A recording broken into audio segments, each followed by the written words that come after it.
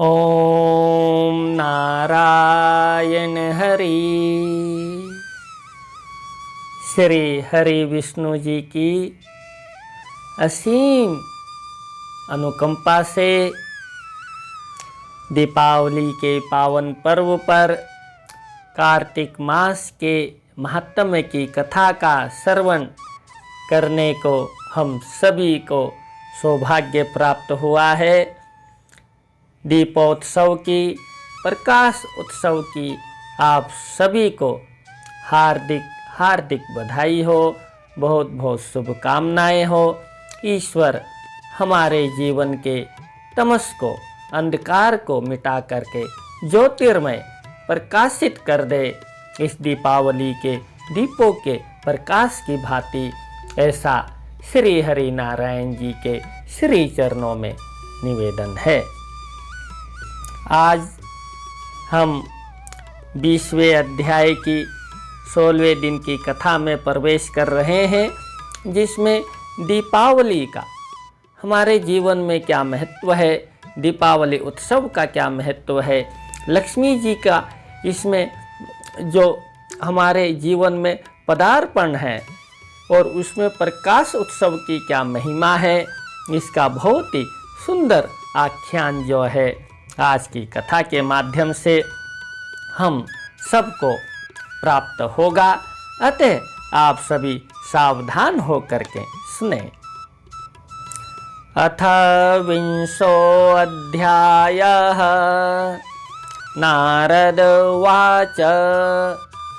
नारद जी ने कहा, हे राजन, हे पृथु, जो मनुष्य दीपावली के दिन अपने घर में दीपक जलाते हैं, उनके घर में लक्ष्मी विराजमान रहती हैं तथा दरिद्रता कभी नहीं आती।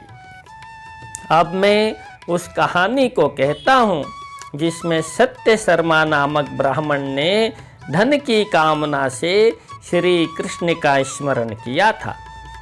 पृथु बोले, हे देवर्षि, सत्य शर्मा ब्राह्मण कौन था, उसकी कथा क्या है तथा उसके घर में रात्रि के समय प्रकाश देखकर लक्ष्मी जी किस प्रकार आई थी। नारद जी बोले, हे राजन, सूरसेन नामक देश में सत्य शर्मा नामक एक बुद्धिमान ब्राह्मण रहता था। वे धर्म हेतु किए जाने वाले कर्मों के लिए धन पाने की कामना से सदैव व्याकुल चित्त बना रहता था। देखिए, ब्राह्मण बुद्धिमान तो है, लेकिन धन पाने का उसको जो है वो विचार आया, तो धन की कामना के कारण व्याकुल चित्त, व्याकुल मन का वो रहने लगा। वे सोचा करता था कि यदि मेरे पास धन हो तो मैं धर्म करता हुआ सदा सुखी रहूं तथा अपने स्त्री पुत्रों को अलंकृत कर घर को भी सुंदर बनाऊं। धन का यही उपयोग है। देखिए बंधुओं, धन के दो उपयोग हैं। एक है भोग, दूसरा है दान। आप जो धन कमा रहे हैं, उस धन को आप भोगिए, अपने में, अपने परिवार में, अपने संबंधियों में, अपने समाज में उसका वितरण करके उसको भोगिए। और दूसरा है कि उसका दान कीजिए। अगर आपने धन कमाया, धन आपने दबा करके रखा हुआ है, तो वो धन आपके किसी भी काम का नहीं है, वो व्यर्थ है, वो मिट्टी के समान है, आपका परिश्रम सब व्यर्थ जाएगा। इसलिए जो धनवान व्यक्ति हैं, जिनके पास धन है, वो धन के दो उपयोग अवश्य करें। धन को भोगें और धन को दान करें, तभी धन जो है, धन की शुद्धता, उसकी पवित्रता, उसकी उपयोगिता बनी रहेगी। धन की कामना को लेकर उसने भक्ति पूर्वक देवादिदेव श्री नारायण की पूजा करना आरंभ कर दिया। इस प्रकार विष्णु की पूजा करते हुए उसके पास जो थोड़ा बहुत धन आता भी था, वे सब पूजा में व्यय हो जाता था, संचित नहीं रह पाता था। तब वे उदास तथा दुखी रहते हुए धन प्राप्ति के लिए बड़ा परिश्रम करने लगा। एक समय उसने किसी ज्ञानी विज्ञानी विद्वान से पूछा कि मुझे कुछ उपाय बताओ जिससे कि मुझे धन प्राप्ति हो। तो उसने बताया कि तुम धन प्राप्ति के लिए शिव जी की आराधना करो। श्री विष्णु तो रोगी को अपथ्य ना देने की भांति धन की कामना वाले की इच्छा पूरी नहीं करते। हे ब्राह्मण, भगवान विष्णु तो कामना रहित भजनानंदी तथा वैरागियों द्वारा ही पूजे जाते हैं, तुम्हारे जैसे लोगों द्वारा नहीं। भगवान विष्णु तो अपनी भक्ति देते हैं, इसलिए पहले वो वैरागी बना देते हैं। अगर धन वैभव चाहिए तो भगवान शिव की तुम आराधना करो। ये सुनकर वह ब्राह्मण यमुना तट पर गया। वहाँ एक स्थान पर शिवलिंग स्थापित देखकर प्रतिदिन उसकी पूजा करने लगा। 1 वर्ष पश्चात शिव जी ब्राह्मण का रूप धारण कर उसके पास पहुँचे और प्रेम पूर्वक सत्य शर्मा को लक्ष्मी प्राप्ति का उपाय बताते हुए बोले, तुम अपने राजा के पास जाकर उनसे यह मांग करो कि दीपावली की रात्रि में नगर का कोई भी व्यक्ति मुझे छोड़कर घर में दीपक ना जलाए। ये सुनकर ब्राह्मण ने अपने राजा के पास पहुंचकर ऐसी ही मांग की। इसे मामूली सी बात मानकर राजा ने उसे पूरा करने का वचन दे दिया। जब दीपावली की रात आई तब राजा ने सत्य शर्मा को दिए गए वचन का स्मरण करते हुए अपने नगर में तथा राज्य में सर्वत्र ये घोषणा कर दी कि आज सायंकाल के समय कोई भी व्यक्ति अपने घर में दीपक नहीं जलाएगा। अतः उस रात अन्य किसी ने तो दीपक नहीं जलाया, परंतु सत्य शर्मा ने अपने घर को अवश्य सुशोभित किया। दीपक जला जला करके उसने पूरा घर प्रकाशित कर दिया। उसने दीपावली जलाकर रात्रि के समय अपने घर में प्रसन्नता पूर्वक गीत, भजन, पूजन आदि अनेक उत्सव कार्यक्रम किए। जब वहां लक्ष्मी आई और उन्होंने पूरे नगर में अंधेरा ही देखा तो दीपक के प्रकाश से सुशोभित ब्राह्मण के घर के द्वार पर जा पहुंचे। वे अपने हाथ में लीला कमल धारण किए हुए थी। वे मन में प्रसन्न होकर मुस्कुराती हुई मनुष्य स्त्री जैसे स्वरूप में ब्राह्मण के घर में प्रवेश करने लगी। उस समय ब्राह्मण ने उनसे यह कहा, हे भद्रे, तुम्हारा पति बड़े कठोर हृदय का है। वह पहले भी किसी पर प्रसन्न नहीं हुआ, अब तुम भी अत्यंत चंचला हो। इस प्रकार संसार में तुम दोनों ही पति पत्नी दोषी हो। अतः तुम मेरे यहाँ मत रहो, किसी अन्य के घर में जाकर के रहो। लक्ष्मी बोली, श्री विष्णु जी शयन कर रहे हैं, ऐसे समय में मैं ही तुम्हारे यहाँ आई हूँ। मैं तुम्हारे घर में स्थायी रूप से रहूंगी, तुम मुझे घर के भीतर जाने दो। ब्राह्मण बोला, यदि तुम 3 पीढ़ी तक मेरे यहाँ रहने की शपथ खाओ तथा मुझे धन के घमंड से, अहंकार से, मद से अंधा ना करो तो हे माता, आप मेरे घर में रहो, अन्यथा नहीं। तब उस देवी ने कहा, तुम विधि पूर्वक मेरा पूजन करो। ब्राह्मण बोला, हे परमेश्वरी, तुम्हारी पूजा के लिए क्या क्या करना चाहिए, इसके उपचार क्या है, इसकी पद्धति क्या है, वे सब मुझसे कहो। देखिए, सत्य शर्मा जो ब्राह्मण थे, उन्होंने कितने अपने विवेक से राजा से वह वचन लेकर के अपने घर को दीपों से प्रकाशित किया दीपावली के दिन। और सब जगह अंधेरा होने के कारण लक्ष्मी माता को प्रकाशवान स्थान पर जाना था और सत्यवत के जो शर्मा जी ब्राह्मण हैं उनको वचन दे करके वो उनके घर में प्रवेश कर गई हैं स्थायी रूप से। तो लक्ष्मी का आगमन प्रकाश में होता है, उत्सव में होता है, आनंद में होता है, शांति में होता है, स्वच्छता में होता है। ये जो गुण है इन गुणों को हम अपने घर परिवार अपने जीवन में धारण करें। यदि हम अपने घर परिवार अपने जीवन में प्रकाश को धारण करेंगे, स्वच्छता को धारण करेंगे, आनंद को धारण करेंगे, प्रेम को धारण करेंगे, तो लक्ष्मी स्वाभाविक रूप से इन गुणों के साथ हमारे पास चिरकाल तक स्थिर रूप से रहेगी। यानी कि लक्ष्मी जी की कृपा, यानी कि जीवन में सुख और समृद्धि और ऐश्वर्य हम सबको प्राप्त होता रहेगा। अब महालक्ष्मी जी अपने पूजन की विधि बता रही है हम सबको, हम भी सावधान होकर के उसको सुने। महालक्ष्मी जी बोली, हे ब्राह्मण, जो मनुष्य कार्तिक मास में सुंदर दीप मालिका सजाकर घी अथवा तिल के तेल से विशेषकर अमावस तिथि को घी के जितने दिए जलाता है, उतने ही 1000 युगों तक वह रुद्रलोक में निवास करता है। हे ब्राह्मण, अमावस के दिन प्रातः काल स्नान करके, देवता तथा पितरों की पूजा करके, श्राद्ध करके तथा ब्राह्मणों को अनेक प्रकार के भोज्य पदार्थ खिलाएं।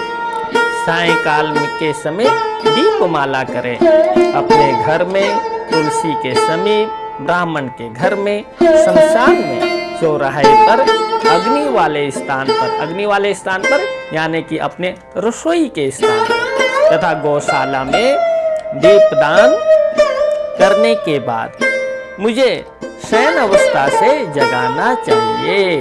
जिस प्रकार पतिव्रता स्त्री नित्य ब्रह्म मुहूर्त में अपने पति से पहले ही उठ जाती है, उसी प्रकार मैं भी अपने पति श्री विष्णु जी के जगने से 12 दिन पहले ही जग जाती हूँ। और वह 12 दिन पहले जो जगना है वह जो है ये कार्तिक अमावस का ही जो है ये शुभ दिन है। बालक, वृद्ध तथा रोगी को छोड़कर अन्य कोई व्यक्ति दिन में भोजन ना करे, जो मतलब उपवास रखना चाहते हैं, उनके लिए ये नियम पहले भी बताया गया था, फिर बताया जा रहा है। प्रदोष काल में यानी कि जो सायंकाल है, प्रदोष काल है, यथाक्रम से मेरी पूजा करें।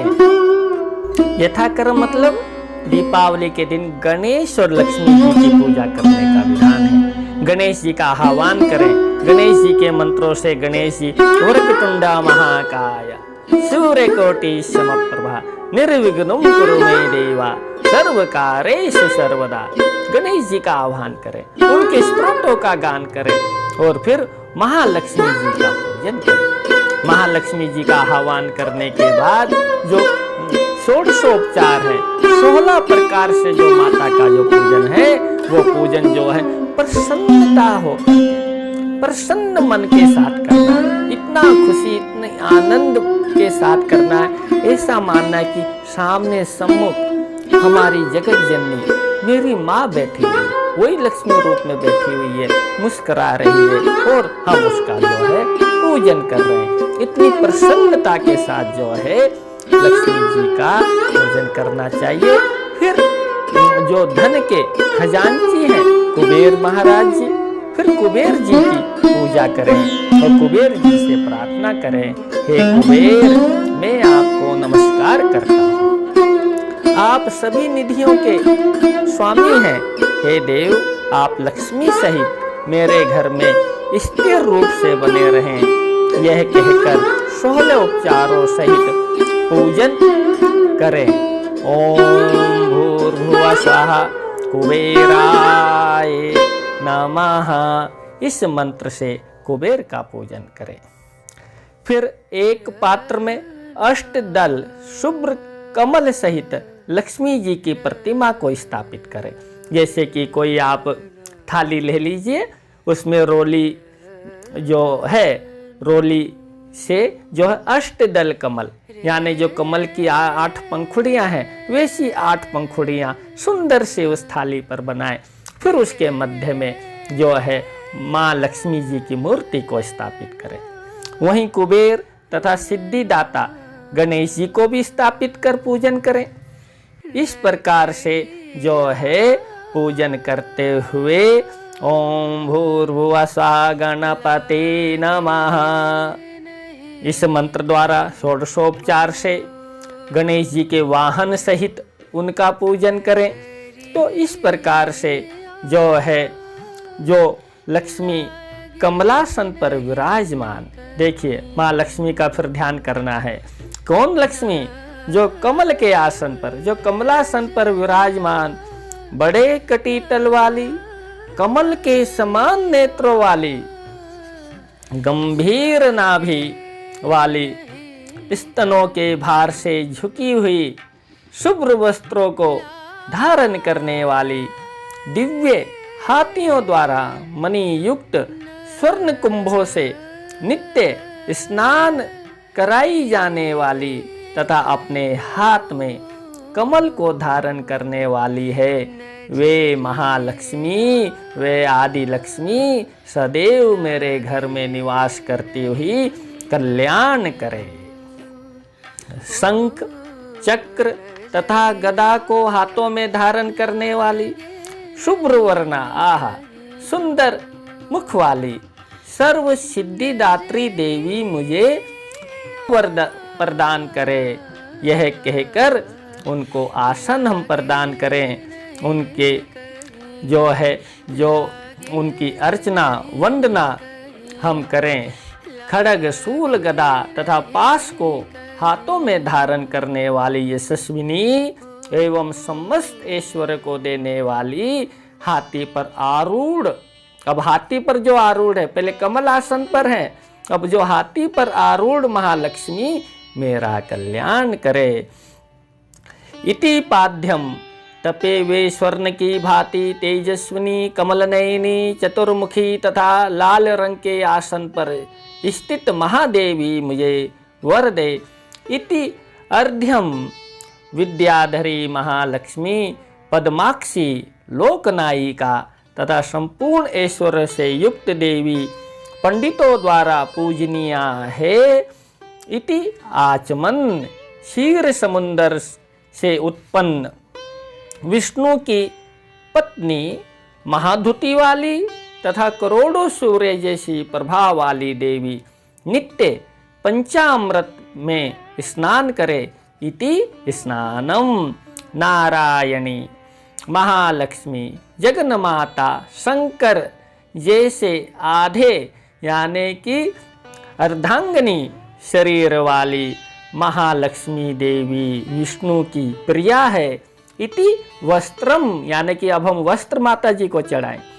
चंदन, अगरूर, कर्पूर, कुमकुम, रोचन तथा कस्तूरी आदि से सुगंधित लेप को मैं समर्पित करता हूँ। इति गंधम श्वेत वर्णा, आहा ज्योति प्रकाशा, मेरे द्वारा प्रदत्त अक्षत यानी जो चावल हैं, अक्षत आदि को ग्रहण करती हुई हे परमेश्वरी आप मुझ पर प्रसन्न हो। इति अक्षतः मंदार, परिजात पुष्प, पाटली पुष्प, केतकी पुष्प, चंपा तथा चमेली आदि पुष्पों को मैं समर्पित कर रहा हूँ, आप इन्हें ग्रहण करें। इति पुष्पम, यह कहकर पुष्प जो हैं माँ लक्ष्मी जी को समर्पित करें। हे महालक्ष्मी दशांग गुग्गल, चंदन तथा अगरूर द्वारा निर्मित उत्तम धूप मैं आपको निवेदित कर रहा हूँ। इति धूपम, घी से भीगी हुई बत्ती से युक्त महातेजवान परम उज्ज्वल तथा गहन अंधकार को नष्ट करने वाला यह दीपक आपको समर्पित कर रहा हूँ। इति दीपम, सभी भक्ष्य भोज्य तथा सभी रसों से अन्वित नैवेद्य को मैं निवेदित कर रहा हूँ। हे महालक्ष्मी आप इस नैवेद्य को ग्रहण करें। इति नैवेद्यम, हे माहेश्वरी पवित्र नारियल, कपूर, केला आदि फलों को मैं आपकी भेंट करता हूँ। इति नारिकेलम, कपूर, सुपारी तथा अन्य वस्तुओं से युक्त तांबूल को मैं भेंट कर रहा हूँ। हे देवी आप इसे ग्रहण करें। इति तांबूलम, तांबूल सुपारी पान जो है माता को भेंट करें। इसके बाद देवी की इस प्रकार प्रार्थना करें। अब देखिए उपचार हो गया, पूजन हो गया, अब प्रार्थना करना है, फिर नमस्कार करना है। महालक्ष्मी जी की प्रार्थना करनी है तो प्रार्थना इस प्रकार करें। सब देवताओं को वर देने वाली तथा देवताओं द्वारा पूजित देवी आपको नमस्कार है। आप अपनी पूजा के फलस्वरूप मुझे उत्तम गति दीजिए। आद्रा, पुष्करणी, पुष्टा, सुवर्णा, हेममालिनी तथा चंद्र सूर्य रूपी देवी को मैं बारंबार प्रणाम करता हूँ। अग्नि की ज्योति, सूर्य की ज्योति, चंद्रमा की ज्योति तथा अन्य सभी ज्योतियों से भी अधिक उत्तम जो उत्तम ज्योति देवी है वह मेरे ऊपर सदा प्रसन्न रहे। जो देवी सब लोकों में तथा सब देवताओं में स्थित है, जो चंद्रमा, सूर्य तथा इंद्र की शक्ति है, वह मुझे वरदान दे। जो देवी विष्णु के हृदय में अग्नि के भीतर स्वाहा रूप में तथा कुबेर के यहाँ लक्ष्मी रूप में विराजमान है, वे लक्ष्मी मुझे वर दे। इसके बाद कुबेर की प्रार्थना करते हुए आप सब ये कहें, हे कुबेर आपको नमस्कार है। आप निधि पद्मों के स्वामी हैं। आपकी कृपा से मुझे धन धान्य आदि मिले। अब दक्षिणा का मंत्र कहते हैं। अब दक्षिणा जो देनी है माता को, हमने जो भेंट चढ़ानी है माता से तो मांग रहे हैं, माँ का ही सब दिया हुआ है, उस तेरा तुझको अर्पण करना है। तो वो जो अब है, जो दक्षिणा का जो मंत्र है वो है, जो दक्षिणा की जो प्रार्थना है, जो भाव है वह भाव अब देखिए। हे सर्व सौभाग्य प्रदायिनी देवी, आप स्वर्ण, रजत तथा रत्नों के आभूषणों से युक्त हैं। आप मेरी पूजा ग्रहण करें। अब लक्ष्मी तथा कुबेर को नमस्कार करने का मंत्र कहते हैं। अब पूजन हो गया, अब नमस्कार करना है। देखिए, हे लोकपाल आपको नमस्कार है। हे सर्वलोक प्रदायिनी, हे निधियों के स्वामी, हे जगत माता, आप दोनों को अलग अलग प्रणाम है। इसके बाद तिलक करते हुए ये कहें, हे देवी मैंने आपकी अर्चना की है। आप मुझे रूप, जय, सौभाग्य तथा उत्तम गति प्रदान करें। सूर्य, वसु, रुद्र, विश्वे देवा तथा मरुदगण धर्म, काम तथा अर्थ की सिद्धि हेतु मेरे द्वारा किए गए इस तिलक को स्वीकार करें। इस प्रकार मेरी पूजा करके यथाशक्ति ब्राह्मणों को भोजन कराएं। उसके बाद अपने बंधुओं मित्रादि के साथ स्वयं भी भोजन करें। फिर रात के समय सर्वत्र दीपक जलाकर जो है नृत्य, आनंद, उत्सव करते हुए श्री गोविंद का भजन करें। ये लक्ष्मी जी बता रही हैं कि क्या क्या करना है। इस प्रकार जो विद्वान व्यक्ति दीपावली को पूजन करता है उसके घर में लक्ष्मी सुख, आरोग्य तथा संपत्ति को स्थिर बनाए रखती है। नारद जी बोले, हे राजन, लक्ष्मी जी के मुंह से ये सुनकर वे सत्य शर्मा ब्राह्मण विधि पूर्वक दुख विनाशिनी लक्ष्मी की पूजा में प्रवृत्त हुआ। लक्ष्मी जी भी उस सत्य शर्मा के घर में रहकर उसकी समृद्धि एवं संपत्ति को बढ़ाने लगी तथा उसकी दरिद्रता दूर हो गई। उस धन से ब्राह्मण ने यज्ञ, दान, तप आदि क्रियाएं करना आरंभ कर दिया। वह विष्णु का पूजन करता था। उसने अन्य लोगों को भी इस प्रकार समझा करके कहा।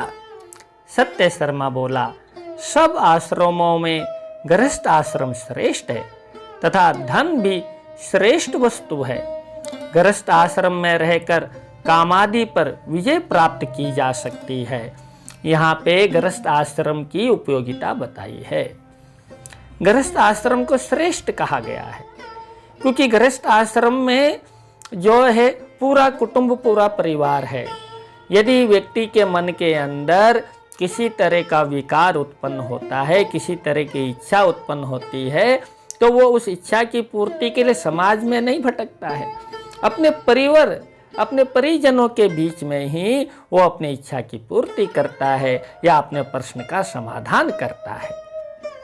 तो इसलिए गृहस्थ आश्रम जो है व्यक्ति को जो है साधना के मार्ग में लगाने के लिए, उसको ऊंचा उठाने के लिए एक किले के समान है। इसलिए गृहस्थ आश्रम को श्रेष्ठ जो है बताया गया है, जिसमें रह करके काम आदि जो विकार है, काम है, वासना है, हमारी इच्छाएं हैं, हमारा क्रोध है, इसके ऊपर विजय प्राप्त की जा सकती है।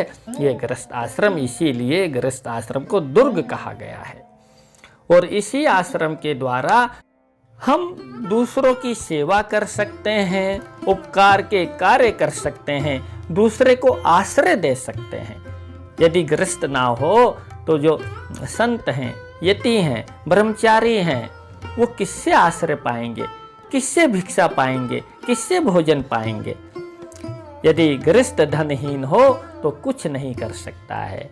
इसलिए जिनका गृहस्थ है उनके लिए धन की भी अनिवार्यता यहाँ बताई गई है। वह जो है अतिथि का भी सम्मान करेगा, तभी वह दूसरे का उपकार कर सकेगा। यानी जो गृहस्थ आश्रम के जो धर्म हैं, उन धर्म का अगर निर्वाह करना है तो उसके लिए धन भी बहुत ही आवश्यक है, धन का होना बहुत ही आवश्यक है। धन भी उसमें एक जो है कारण है।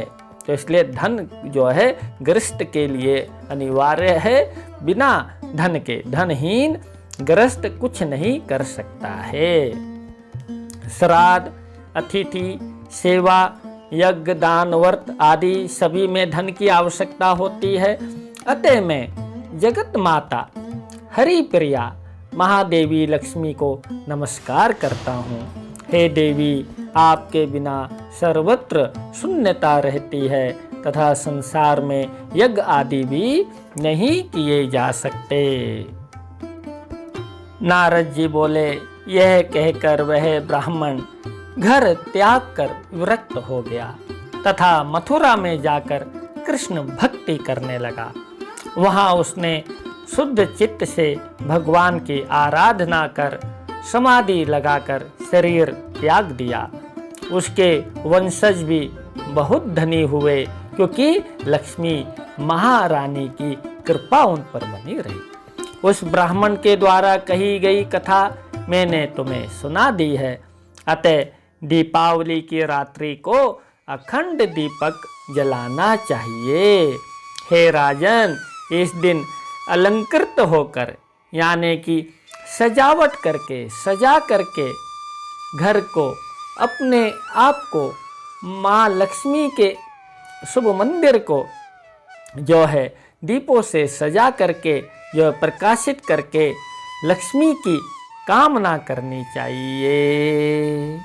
इति श्री पद्म पुराणे कार्तिक महात्म्य में देखिए, हरि नारायण महालक्ष्मी जी की कृपा से दीपावली उत्सव में दीपावली का पर्व हम कैसे मनाएं, उसका क्या महत्व है, दीपावली में महालक्ष्मी की कैसे पूजा करें, स्वयं महालक्ष्मी जी ने आज की कथा में हमको बताया है।